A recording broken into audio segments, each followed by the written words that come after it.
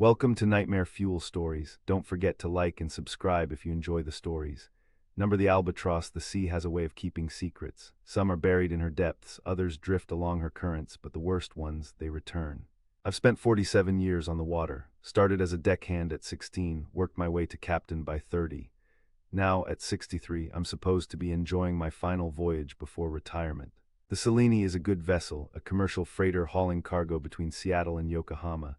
Nothing glamorous, but she's sturdy, reliable, just like me. Or so I thought. It started 3 nights ago.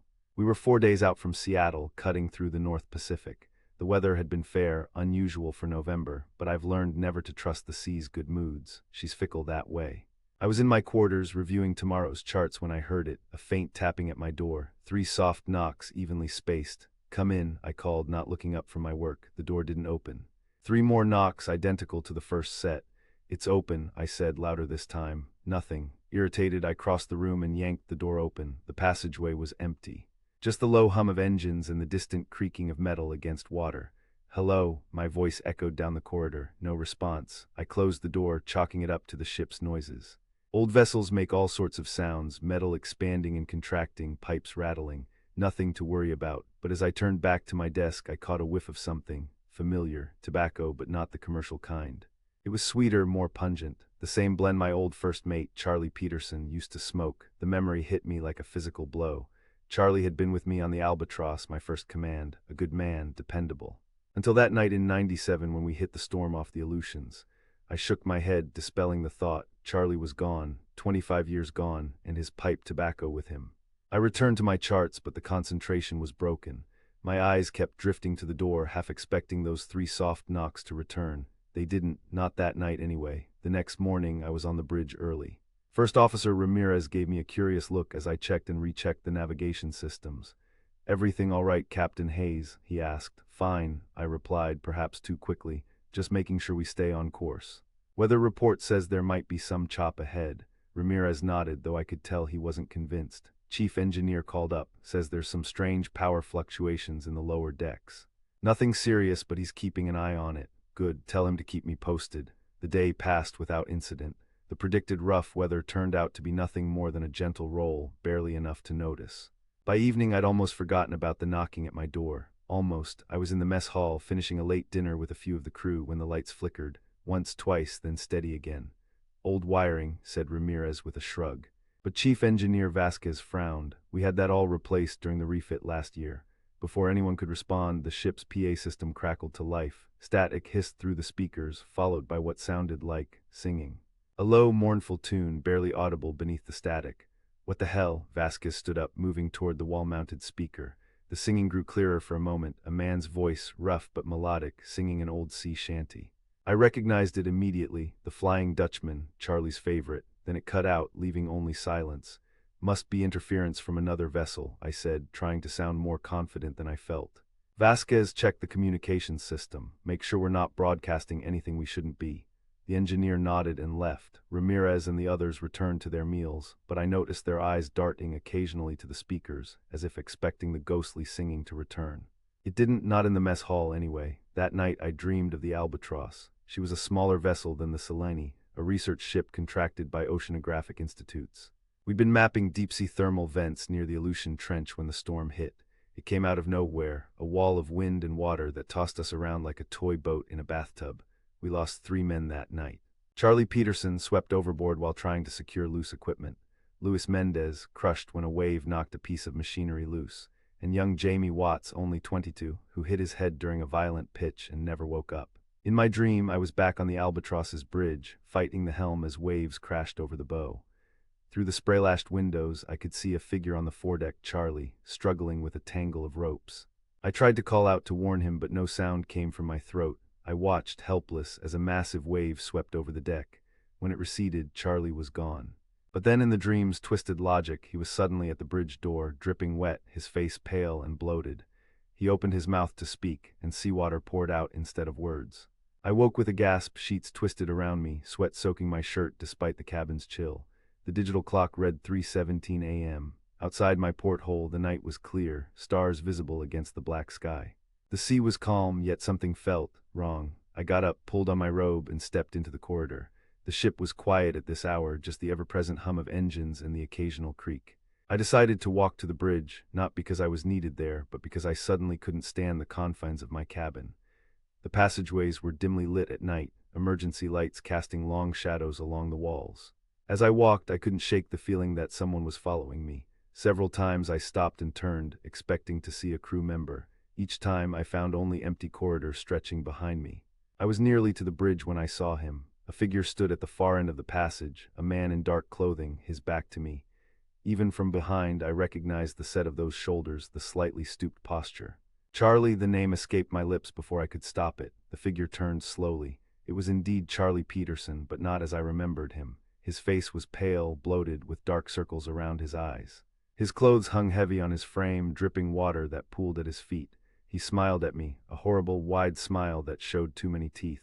"Captain Hayes," he said, his voice somehow both distant and too close. Still running from the storm, I blinked and he was gone. Just empty passageway where he had stood, not even a puddle to mark his presence. My heart hammered in my chest. I told myself it was exhaustion, stress, maybe the beginning of a fever. I was seeing things, had to be. I continued to the bridge, where the night officer, Lieutenant Kim, looked surprised to see me. "Captain." "Everything okay?" "Yes," I lied, "just checking our course, having trouble sleeping." She nodded sympathetically. "Sea's calm tonight, we're making good time." I spent an hour on the bridge, taking comfort in the normalcy of Kim's presence, the steady beep of instruments, the familiar view of dark water stretching to the horizon. By the time I returned to my cabin, I'd almost convinced myself that I'd imagined Charlie's ghost. Almost. The next day passed without incident, though I caught Ramirez watching me with concern. I must have looked as exhausted as I felt. I avoided my cabin as much as possible, spending time in every corner of the ship, checking systems that didn't need checking, talking with crew members about trivial matters. As evening approached, Vasquez found me in the engine room. "Captain, about those power fluctuations. Have they gotten worse?" I asked. "No, but they're specific. Always the same sections of the ship, always at the same times. 3:17 a.m., 10:42 a.m., and 8:05 p.m. The times meant nothing to me, but the precision was unsettling. "Any explanation?" Vasquez shook his head. "Nothing mechanical makes sense. It's like something's drawing power at those exact moments." "Keep monitoring it," I said. "Let me know if anything changes." That night I fought against sleep for as long as I could. I sat at my desk, reading through old logbooks, checking weather reports, anything to keep my eyes open. But eventually fatigue won out. I nodded off sometime after midnight. The knocking woke me. 3 soft taps just like before. I jerked upright, blinking in the darkness. The clock read 3:17 a.m. 3 more knocks. "Who's there?" I called, my voice steadier than I expected. Silence. I stood, moved to the door, and hesitated with my hand on the knob. Part of me didn't want to open it, didn't want to see what might be waiting on the other side. But I am a captain, and captains don't hide from their fears. I yanked the door open. The passageway was empty, but the air was heavy with the scent of Charlie's pipe tobacco, and something else, the metallic tang of seawater. "I know you're there," I said to the empty corridor. "Show yourself." Laughter echoed from around the corner, not just one voice, but several. I recognized them all, Charlie's deep chuckle, Louis's staccato laugh, and Jamie's youthful guffaw. I moved toward the sound, turning the corner to find nothing, just more empty passageway. But the laughter continued, now coming from behind me. I spun around. 3 men stood there, blocking my way back to my cabin. Charlie, Louis, and Jamie, my lost crew from the Albatross. All 3 looked as they had in life, except for their eyes, which were milky white like those of deep-sea fish. "Hello, Captain," said Charlie, smiling that too wide smile.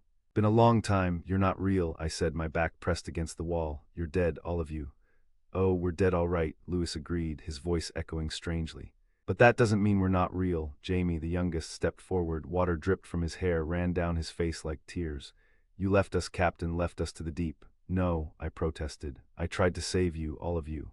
"The storm was nothing compared to what came after," Charlie interrupted. "The waiting, the cold, the dark." They moved toward me in unison, water pooling around their feet, their clothes dripping despite being seemingly dry a moment before. "But we found our way back," said Louis. "Found you. And now," Jamie whispered, his young face twisted in a hateful grimace, "you'll know what it's like to be lost, to be forgotten." I closed my eyes, pressed my palms against my ears, and counted to 10. A childish defense, but it was all I had. When I opened my eyes again, the passageway was empty. I returned to my cabin, locked the door, and sat on the edge of my bed until dawn, listening to the water drip somewhere in the darkness. The next day I went to the ship's doctor. Dr. Patel was a young woman, efficient and no-nonsense. She listened to my complaints of insomnia and stress without interruption, then ran some basic tests. Your blood pressure's elevated, Captain, but otherwise you seem physically fine, she said. When was the last time you had a proper night's sleep? I couldn't remember. A few days ago, maybe, she nodded, unsurprised. Sleep deprivation can cause hallucinations, you know, especially in high-stress environments. I'm not hallucinating, I said, perhaps too forcefully. Dr. Patel's expression remained neutral. I didn't say you were. But I am concerned about your stress levels. This is your last voyage before retirement, correct? That kind of transition can be psychologically taxing. She prescribed sleeping pills and suggested I delegate more duties to Ramirez for the remainder of the voyage. I thanked her, pocketed the pills, and had no intention of taking them. I needed to stay alert. Throughout the day I caught glimpses of my dead crew members. Charlie, leaning against a bulkhead, smoking his pipe, vanishing when I blinked. Lewis, reflected in a monitor screen, his face distorted by the glass. Jamie, standing at the end of a passageway, water pooling around his feet. No one else seemed to notice them. The living crew went about their duties, oblivious to the dead men walking among them. That evening, as I sat alone in the mess hall, Ramirez joined me. "Captain, the men are concerned," he said without preamble. "They say you've been acting." Strangely, I looked at him sharply. "How so?" "Talking to yourself, staring at empty spaces. One of the engineers said he saw you arguing with thin air in the engine room." I hadn't been in the engine room all day. "But I didn't say that, just tired," I said. "Doctor gave me something for it." Ramirez nodded, but his eyes remained concerned. "We're 3 days from Yokohama. If you need to rest, I can handle things." "I'm fine," I insisted. "Just need a good night's sleep," but I knew I wouldn't get one, not with them waiting. That night I didn't even try to sleep. I sat at my desk, lights on, door locked, a cup of strong coffee at my elbow. I pulled up the old records of the Albatross incident on my tablet. The official report was clinical, unemotional. 3 crew members lost in severe weather conditions. No bodies recovered. Captain and remaining crew rescued after 2 days adrift. What the report didn't mention was how I'd seen Charlie swept overboard, how I'd heard Lewis's scream when the equipment crushed him, how I'd held Jamie's hand as he slipped away, how I'd survived when they hadn't. At exactly 3:17 a.m., the lights in my cabin flickered, then went out. My tablet screen died. Even the emergency lights failed, plunging me into complete darkness.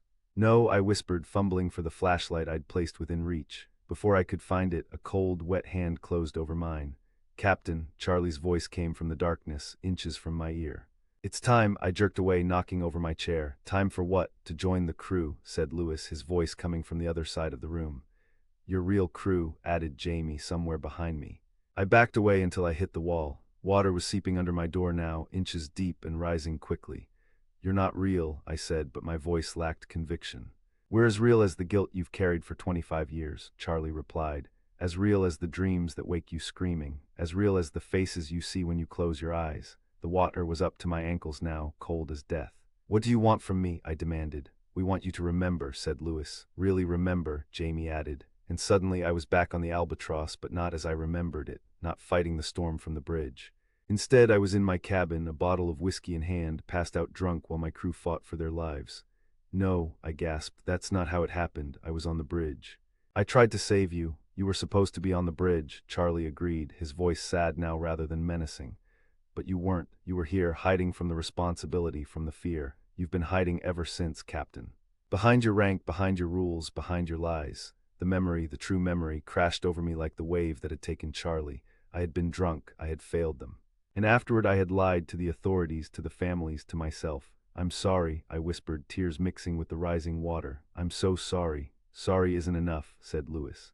"Not anymore. You need to make it right," said Jamie. The water was at my waist now, impossibly fast, impossibly cold. "How?" I asked. "Tell me how to make it right." Charlie's face appeared before me, no longer bloated and pale, but as I remembered him in life, kind eyes, weathered skin, slight smile. "You know how, Captain, you've always known." And I did know. The knowledge had been there all along, buried beneath layers of denial and self-deception. I nodded slowly. "I'll do it. I'll tell the truth." The water stopped rising. The 3 men watched me, their expressions solemn. "All of it," Charlie insisted. "No more hiding." "All of it," I agreed. "I swear." The lights flickered back on. My cabin was dry, no sign of the flood that had reached my chest moments before. But I wasn't alone. Charlie, Lewis, and Jamie stood before me, looking solid and real and alive. "We'll be waiting," Charlie said, "on the other side. When it's really your time," Lewis added. Jamie just smiled, a genuine smile this time, not the hateful grimace from before. Then they were gone, leaving only the faint scent of tobacco and sea salt. The next morning, I called Ramirez to my cabin and told him I was relinquishing command for medical reasons. He would captain the Selene for the remainder of the voyage. "Are you sure, Captain?" he asked, clearly concerned. "We're only 2 days from port." "I'm sure," I said, "and when we dock, I need to make some calls. There are people who have been waiting 25 years for the truth." Ramirez didn't understand, but he nodded anyway. "Get some rest, sir. Whatever it is, it can wait until you're feeling better." But it had already waited too long. That night, for the first time in days, I slept soundly. No knocking, no ghosts, no nightmares, just the gentle rocking of the ship and the distant hum of engines. When we docked in Yokohama, I made 3 calls. One to the Maritime Authority that had investigated the Albatross incident. One to Charlie's widow, now remarried but still living in Seattle, and one to my lawyer. I told them all the same thing. That I had lied about the night the Albatross went down, that I had been drunk in my cabin, not at my post, that 3 men had died because of my negligence and I had covered it up for 25 years. There will be consequences. My reputation, my pension, possibly even my freedom, all at risk. But for the first time in 25 years, I feel unburdened. As I write this final log entry, I'm sitting in a hotel room in Yokohama, waiting for the authorities to arrange my return to the United States. The room overlooks the harbor where the Selene is docked, preparing for her return journey under Ramirez's command. It's 3:17 a.m., the witching hour, sailors call it, the time when the veil between worlds is thinnest. I've been watching the water, half expecting to see 3 familiar faces looking back at me, but the harbor is empty, just ships and shadows and the gentle lap of waves against the docks. They're gone, truly gone this time. Released by the truth, perhaps, or simply finished with me now that I've agreed to their terms. But as I turn away from the window, I catch a whiff of sweet tobacco smoke. And for just a moment, in the corner of my eye, I see Charlie raise his pipe in a final salute. Some secrets, it seems, never fully leave us. They just wait beneath the surface, patient as the sea, until we're ready to face them. And the sea, as I've always known, has a way of keeping secrets, until it doesn't.